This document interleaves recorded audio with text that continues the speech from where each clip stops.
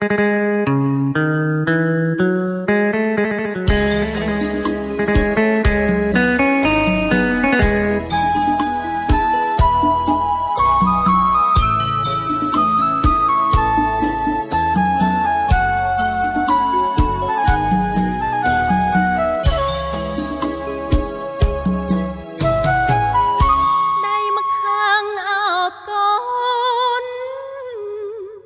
ត់លូនកាត់គ្រាប់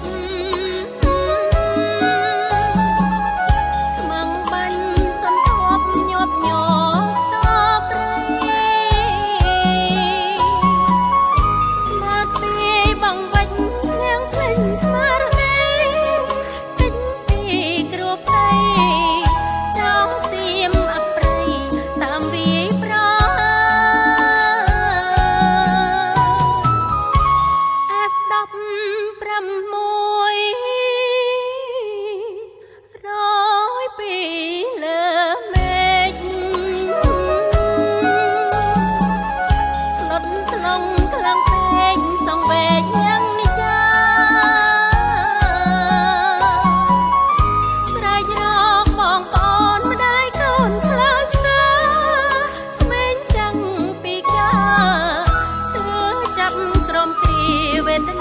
ប្រាំងរត់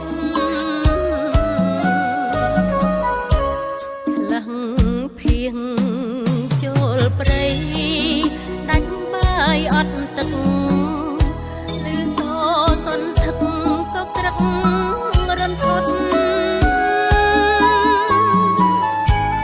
ពេលខ្លះអត់ព្រៃចង់រៃបំផុតសំឡុតគំរាមអត់លាចង់បានប្រជាប្រិយមុនថ្ងៃបងឆ្នោតយកតបបញ្ឆោតមកងាប់ដីខ្មែរ